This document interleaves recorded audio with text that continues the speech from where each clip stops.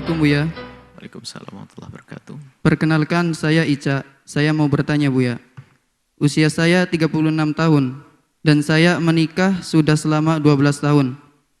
Baru-baru ini suami saya ketahuan memiliki hutang sebanyak 2 miliar dan itu dia sembunyikan selama 5 tahun. Dia mengambil keputusan sendiri tanpa rundingan dengan saya. Kalaupun semua aset terjual, belum menutupi hutangnya juga. Pertanyaannya, apakah saya harus bertahan atau meninggalkannya karena ketidakjujurannya kepada saya dan saya tidak dianggap sebagai pengambil keputusan rumah tangga? Saya sendiri juga tidak diperbolehkan bekerja oleh dia. Padahal saya sendiri lulusan S2 UNJ. Terima kasih Buya. Mohon pencerahannya karena saya tinggal mengajukan cerai jika Buya bilang saya harus cerai. Wassalamualaikum warahmatullahi wabarakatuh. Baik. Jangan cerai. Sudah, jangan cerai. Begini, siapa saudari Ukhti Ica,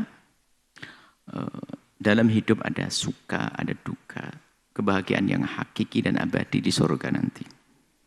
Ujian yang Allah timpakan di dunia, kalau kita jalani dengan penuh ketabahan, maka akan menjadi pahala nanti di akhirat. Termasuk diuji dengan punya hutang. Itu kalau Anda sabar dengan ujian punya hutang, sabarnya itu gimana? Berusaha untuk membayar. Tidak lari, berusaha untuk membayar. Biarpun dicepit hutang, tetap saja cara bekerjanya dengan cara yang halal. Kalaupun sampai mati tidak bisa membayar utang, di hadapan Allah tidak dosa asalkan dia sudah berusaha. Yang nggak benar ongkang-ongkang, foya-foya. Tapi sudah berusaha. Nah, yang jadi masalah diuji dengan hutang karena hanya malu di depan manusia, akhirnya mengambil yang haram. Nggak peduli yang punya waris rebutan waris, yang jadi pejabat korupsi, yang macam-macam pengurus masjid ngambil kotak amal masjid, macam-macam. Nah ini hanya untuk bayar utang, wah ini sengsara dia. Utang, makanya orang yang punya hutang wajib membayar dan dosa kalau dia tidak membayar, kalau dia memang sudah mampu. Kalau tidak mampu Allah Maha tahu. Yang enggak benar juga pura-pura tidak mampu. Itu niat fakir dia, niat nyungsep dia. Ya kurang ajar sekali ya orang. Makanya orang yang punya utang dan dia mampu membayar. Kemudian sudah jatuh tempo. Kok tidak membayar? Dosa dia di hadapan Allah. Kurang ajar dia. Ditolong kok kurang ajar. Begitu sebaliknya indahnya utang piutang dalam pinjam meminjam bagi seseorang yang meminjamkan uang kepada seseorang, lalu orang yang dipinjami tidak mampu membayar karena memang betul tidak mampu, nggak boleh kita paksa membayar, bahkan wajib kita memberikan tempo. Fanadhiratun ila maisarah, kasih tempo wajib. Indah dalam utang piutang. Maka bersabarlah Anda, justru Anda menjadi penghimpur suami Anda. Anda merasa kecewa, Anda memandangnya beda. Kalau saya memandang nilai positif, suami Anda itu orang baik. Di antaranya Anda tidak boleh bekerja karena suami Anda berusaha untuk mencukupinya. Kemudian utang itu disimpan, tidak diberitahu kepada Anda karena apa? Biar Anda tenang, tidak punya kepikiran. Mungkin beliau sudah berusaha selama ini sambil menyimpan hutang itu tidak memberitahu kepada Anda, beliau berusaha, cuman ternyata belum sempat tertuntaskan, Anda sudah mengetahui.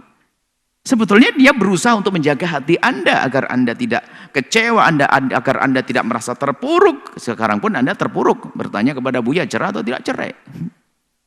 Anda terpuruk, padahal suami Anda orang baik. Dia berusaha untuk menutupi permasalahan dari Anda karena tidak ingin membuat Anda gelisah.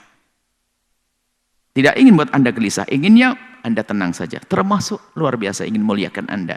Anda sarjana S2. Kemudian dia tidak menginginkan Anda bekerja. Karena ingin Anda dimuliakan di rumah. Itu sepertinya suami Anda suami yang baik dan memang berjuang untuk itu. Cuman langkahnya tidak mulus di dalam memuliakan Anda, kepleset urusan ekonomi. Maka kami himbau, temani suami Anda untuk bangkit. Orang dari minus miliaran bisa menjadi plus setelah itu. Dari nol dilahirkan nggak punya apa-apa menjadi kaya raya. Jadi Anda jangan merasa sempit hati, sempit harap. Anda urusan dengan Allah. Biarpun berapa miliar akan kebayar, catatannya bergantung kepada Allah. Dan jangan melakukan yang haram untuk membayar utang. Dan di saat sudah mulai ada, segera bayar utang itu, jangan menunda-nunda. Maka dengan itu semua Allah akan mudahkan. Kemudian jalani hidup dengan sederhana dan nikmati dengan suami yang Anda cintai. Jangan bercerai dan semoga bahagia dan semoga Anda bisa menyelesaikan utang-utang Anda dan setelah itu Anda tidak punya utang lagi. Bahkan Anda bisa menolong orang lebih banyak lagi. Tapi ingat, tetap bersama dengan suami Anda, jaga suami Anda. Dan mungkin suami yang mendengar suara ini adalah banyak minta maaf kepada istri. Banyak minta maaf ya. Dan juga dalam hidup semacam itu tuh harus kita saling memaafkan, lapang hati, memaafkan.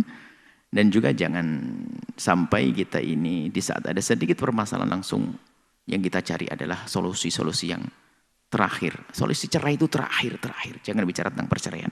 Semoga Allah menjaga semuanya. Wallahu a'lam bishawab.